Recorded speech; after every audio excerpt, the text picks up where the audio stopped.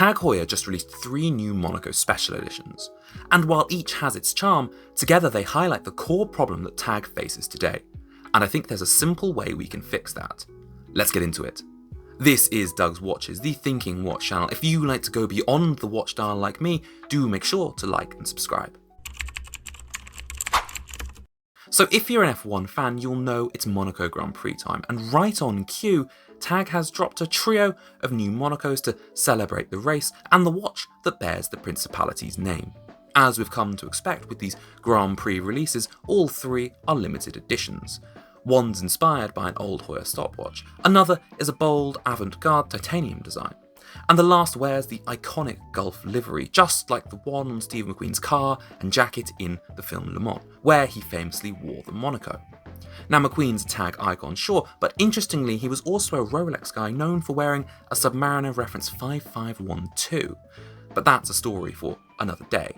Each of these releases taken individually, and bear in mind I haven't handled them in person, seems like a solid addition, filling in a gap in the Monaco catalogue, or at the very least, revisiting a familiar design motif. I'm a car guy. I love seeing Gulf colours on anything, especially the Monaco. It brings back childhood memories. I had a Scalextric Aston Martin DBR9 in that livery, with working headlights, and as a child I was obsessed with it. The stopwatch-inspired one is clever, layering a round design into a square case. And it's a nod to a part of Heuer's history that's often forgotten. They made more than just wristwatches, they were a full-on timing brand, and under modern TAG I don't think that's necessarily represented. The skeleton piece is garish, it's not really my style, but I am sure it is someone's dream. So yes, these are good watches, they fill valid gaps in the Monaco lineup, but this drop just doesn't feel cohesive. And that reflects TAG Heuer's broader issue. The brand is too spread out. It loses to Rolex, Omega, and even other LVMH group brands because it hasn't recently honed its identity, and that means it misses opportunities to connect with luxury watch buyers. Now, I should say, I love TAG Heuer. I want to see them do better. What I am talking about here is effectively a little bit of tough love. I've got an old Heuer ad ready to be framed for my set behind me, and I had an original Formula 1 and loved it. But take the Formula 1 Solograph that launched earlier this year, it's an okay watch. Arguably overpriced, but adding to the brand confusion. Does TAG want to target the Longines and Seiko Prospects buyer, or the Rolex, Omega and Cartier crowd? Even their choice of ambassadors feels mixed. Adding Ryan Gosling suggests they're chasing a younger crowd, but I'd suggest that crowd's already leaning towards Seiko, Tudor, Longines and Cartier, and I can say that as part of the younger watch community. These 3 Monacos are decent watches, but the brand message is unclear. Quite literally in the Gulf model, is this a Gulf watch or is it a Heuer one? The Monaco feels torn between its heritage and a modern avant-garde future. And here's the thing, buyers who want vintage charm are usually steering away from the modern, skeletonized, Richard Mille adjacent look. So trying to straddle both worlds with one watch just muddies the waters and reduces the piece's overall appeal to either camp. In luxury, clarity matters. It's not just about what the watch says on your wrist, it's about what it says about you.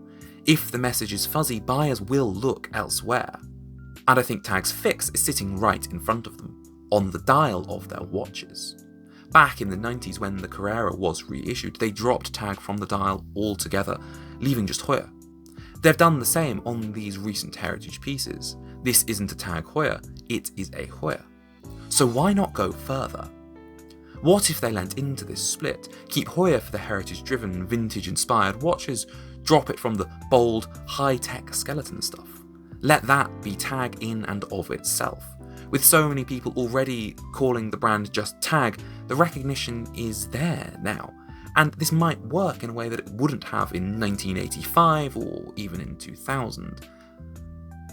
Split the line. One end broad market tech-forward TAG, the other heritage-driven enthusiast-loved Heuer. It would be a bold move, and I think maybe a first for LVMH to split up a brand they've acquired, but probably not a bad move.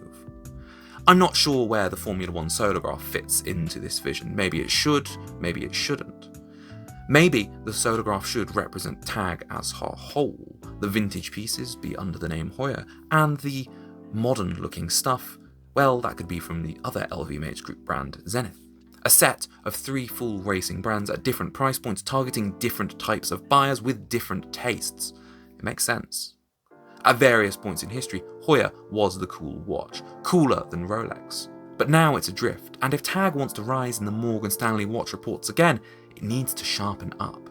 Among all the Swiss brands that aren't Omega or Cartier, who else has this much potential recognition from both the public and true horology lovers? I think it's only TAG Heuer. So let's see some consistency. Let's see them refine the message. Because when brands compete properly, when the stories are clear and compelling, we the buyers win. Thanks for watching. If you made it this far in the video, you probably don't hate me or my work. So do hit that like and subscribe button. I will see you next time. Bye bye.